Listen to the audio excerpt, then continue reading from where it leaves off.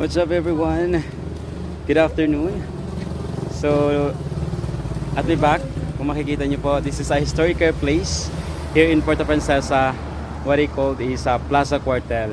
At itong Plaza Cuartel na to, ito yung mismong original ay for almost how many decades ay existing pa rin ito at naging witness ito for the history in Puerto Princesa and Palawan kasi naging malagim ang naging kwento nito bago pa ang napakagandang kwento ng Plaza Cuartel.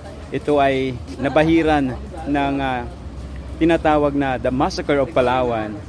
At tingnan natin yung pinaka-structure nito. Let us see guys. So as you can see, napakaluma na po nitong Plaza Cuartel. At nandito yung mga stories ang Plaza Cuartel. This is the Tagalog version. It says, sa puok na ito na dating tanggulang militar noong ikalawang digmaang pandaigdig, naganap ang pagsunog ng mga sundalong Hapon sa humigit kumulang 150 Amerikanong bihag ng digmaan noong Disyembre 14, 1944. Ilang nakaligtas ay lumangoy sa dagat patungong Iwahig. Ang mga labi ng mga nasawi ay dinala at nilibing sa St. Louis Country sa isang panlahatang libingan sa Jefferson Barracks National Cemetery, Missouri, Estados Unidos, 1952. At ito may mga turista na rin mga lokal na nandito. At tingnan natin yung pinakaloob nito. So here is the entrance. At yung pinaka nakikita nyo pong dagat, that is on the bay nitong Puerto Princesa. At yung kwento dito is about the tunnel, the death of tunnel. Ito rin po yun. So ito yung naging lungga ng kamatayan ng mga ilang sundalo. At hindi naman tayo pwedeng pumasok. At nakikita na po. Ito po yung mismong butas na yan. Nakakatakot lang. So yun, imagine nyo gaano kaliit yung butas na yan at paano nila in-escape ang kanilang sarili. Dito rin mismo sa butas na ito ay sinunog ang mga sundalong Hapon. Amazing, di ba?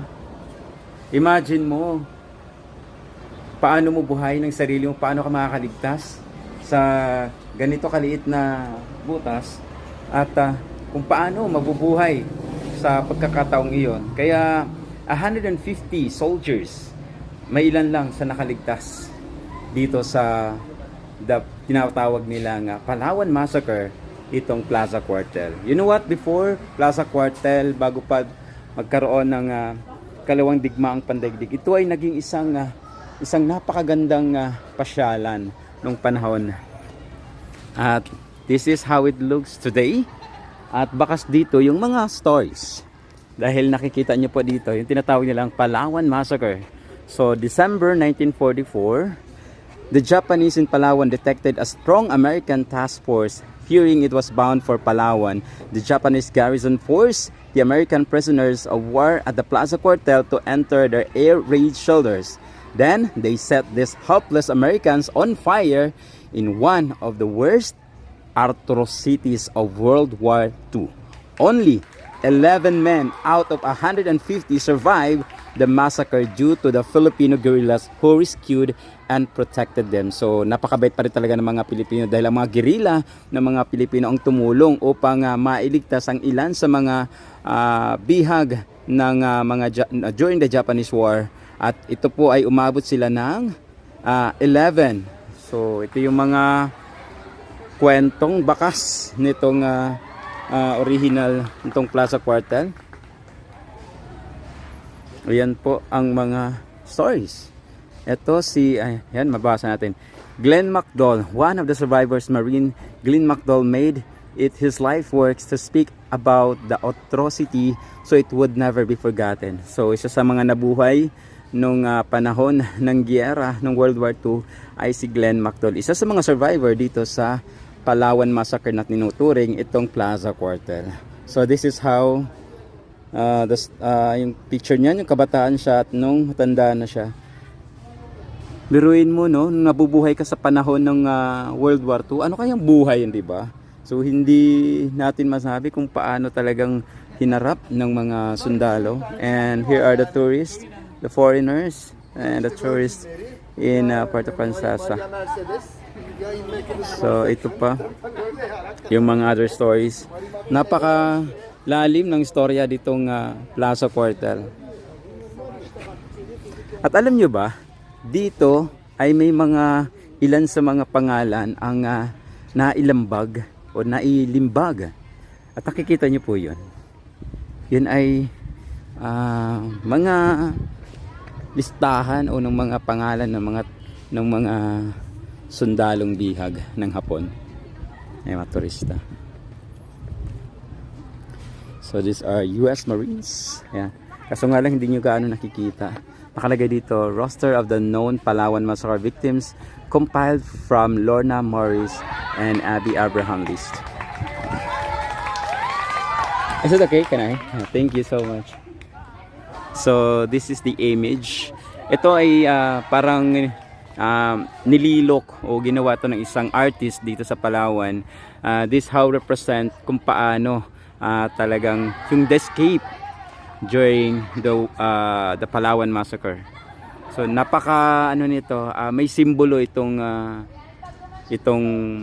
sculpture bang tawag dito. Yan. So hindi na natin isa-isahin yung mga pangalan, pero nakalimbag dito yung mga ilan sa mga identified US Army. At sakto naabutan natin, may mga turista dito. Sa mga gusto pong bisitahin itong Plaza Cuartel, maganda po dito kasi napaka-historic po to. Kasama natin mga estudyante ng mga Palawan National High School. Yan, pwede dito mag-pictures ng Puerto Princesa. Yan. So yung pong nakikita nyo pong dagat over doon po, ay yan po yung dagat na yan. Ay ito po yung Honda Bay dito sa Puerto Princesa. At dito po sa Honda Bay na ito ay makikita nyo po yung under construction na daungan ng para sa turismo. Dahil dito po sa Puerto Princesa ay may mga tourism, yung mga tinatawag nating mga voyager bang tawag doon, mga malalaking barko para sa turismo. So isa ito sa mga expansion ng mga daungan. So din dito bumababa yung mga foreign tourist to visit Puerto Princesa. So napakarami na pong mga vessels ang pumunta dito. So may schedule sila until 2025 based of the Palawan Puerto Princesa City Tourism. Marami pong mga schedules ng mga visas, tourist visas. So I hope you enjoy this a little tour here in Plaza Cuartel. Kahit naman ako ilang beses na ako ditong bumabalik-balik, ay sobrang nag-i-enjoy pa rin talaga ako dito sa mga lugar dito sa Puerto Princesa. Kaya ang ginagawa ko talaga is to share it with you guys, na kahit man especially sa mga followers natin na hindi nakakapasyal pa dito sa Puerto Princesa gaano, or yung iba na hindi pa nakakapunta dito sa Puerto Princesa o Palawan. So yung aking video ay parang little way para ma-experience na rin yung ganda ng Palawan. At maraming salamat dahil sa mga positive comments nyo, kaya tayo nagpapatuloy. Maraming salamat po. Shout out sa lahat ng mga sumusuporta. Thank you so much.